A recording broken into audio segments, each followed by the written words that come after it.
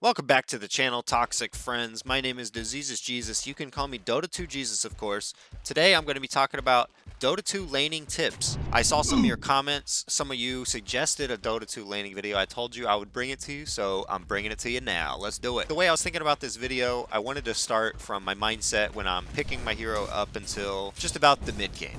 What am I thinking about? If you're a position 5 player, you're probably always picking first in your games.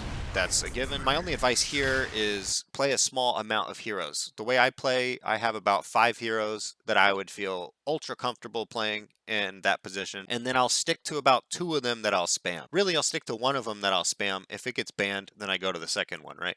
So play around your 5 heroes or so.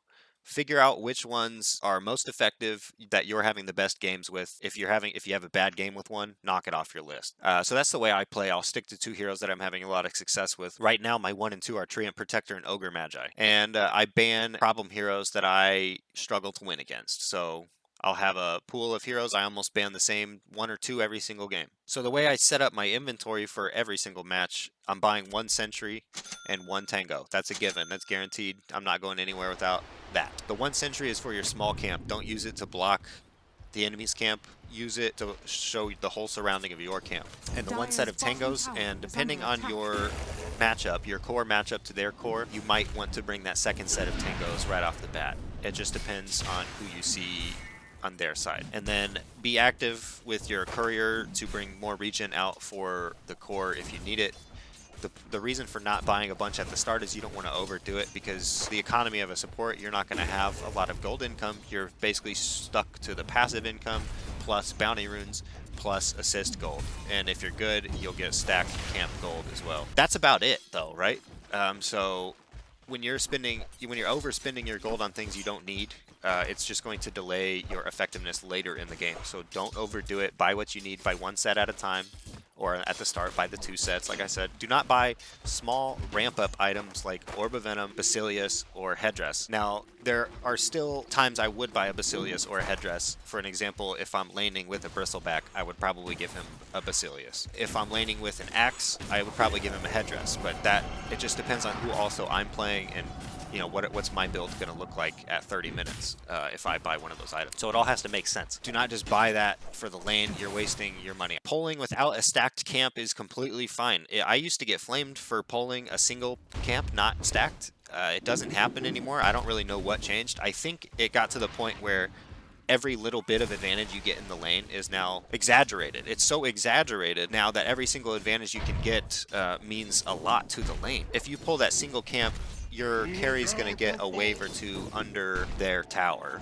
That's going to allow them to get easy XP, especially if you're not soaking it from them. They might gain an extra level, and then they'll be able to walk back out of the tower range a lot stronger. When you get to your lane, you want to check the inventory of the enemies, and you want to outplay their region. You want to notice when you can win your trades in your lane against the enemy. So if you're someone like a Lich, you need to know at level 2, there's almost nobody that is going to beat you. So you can man up to pretty much anyone and lower their HP, make them use their regen. You don't necessarily have to go for kills, but like I said, you want to keep an eye on their regen, make sure they're using their regen. If you can force them to buy more regen at an early mark in the game where they don't want to do it, right, because they're still trying to build into their phase boot or Vanguard, whatever they're working on, and then you're making them buy a salve or an extra set of tangos, that's 2 last hits that you just set them back. So if they did not buy a lot of regen and you are playing a carry that can harass, make sure you're sustaining yourself with clarities and harass the heck out of them, make them buy regen. If you die early on in the game, ask your carry to drop items from their stash, and you can pick them up and TP them to lane and be the ultimate courier. I think most people know that, but a lot of times your cores won't even listen to you. You'll say something, nothing will happen. They will probably speak Spanish anyway. Always pull your creeps before the 3-minute mark, so that way you can walk through it and go to the bounty rune and pick up the bounties. So I would preferably like to have this stacked at the 2-minute mark and then pull it at this mark and then walk to the bounty. So I eliminate the whole lane, and you want to do this as well with an observer in your pocket. So you're going to pull the lane, you're going to walk to the bounty, you're going to ward your cliff. That's going to get you set up for the nighttime, and then you don't have to leave your lane again, theoretically. You can go walk back to your tower and not do anything until nighttime. And then your carry is going to be defended for nighttime with a ward, so if you needed to leave lane, you're going to have that cliff warded.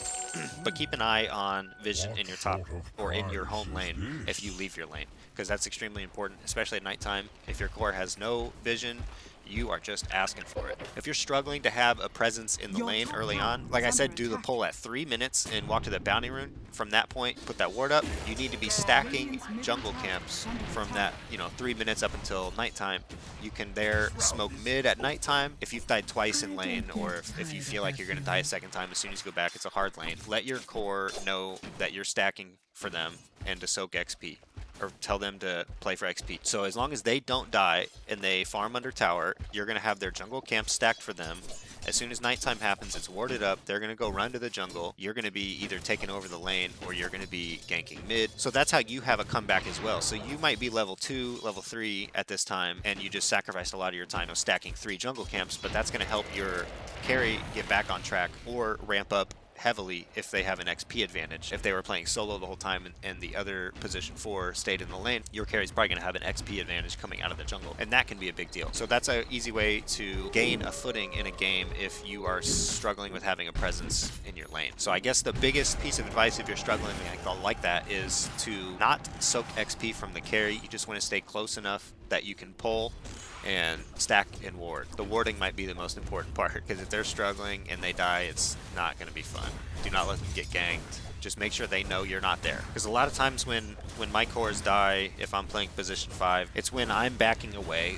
Let's say the wave's about halfway in between, and I'm backing away to go do a stack or a pull, or I'm leaving to get the bounty run, whatever. Those are always the moments when I probably get seen on a ward walking away, or they saw me walking away and then they jump because they know I'm not there. They know it's a 2v1. Those moments are hard to time. You really need to walk away at a time where your carry is not hitting creeps.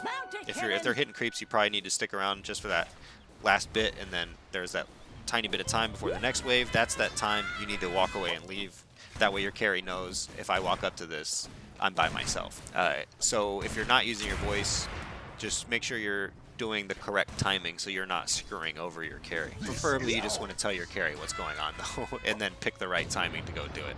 So always smoke mid during the first nighttime. Smokes are cheap. Buy a smoke, and you don't need to go with your core. You don't even need to go with anyone. You can go by yourself, even if you're level 2 or 3. That's going to be a huge impact because your mid's going to be 6. So go mid, smoke it, let them jump. You can tank some tower hits, cast a spell. You don't really need to do much. Just be there for the assist gold, and the XP is going to be massive for you. So make sure you're smoking mid. That's always a high value target, right? That's your biggest target in the early game. But when you're smoking away from your carry, you're not doing that without a ward up. You cannot leave your carry alone without a ward, so make sure you have your cliff warded or your camps warded right in front of your trees. Something's got to be warded up so they can see and protect themselves from ganks. And you need to sentry your cliff 24/7. If you're not putting an observer on it, you should have a sentry on it. And in lane, you need to work with your carry to deny, so you both can attack at the same time and get some denies. Or if you're playing a high base damage hero, you can just position yourself in such a way for the first 2 or 3 waves where you're able to get a bunch of denies, like with a Treant or Shadow Shaman, for example. Both have pretty high base damage. So if you can get 3 or 4 denies out of the first couple waves, that is hugely impactful.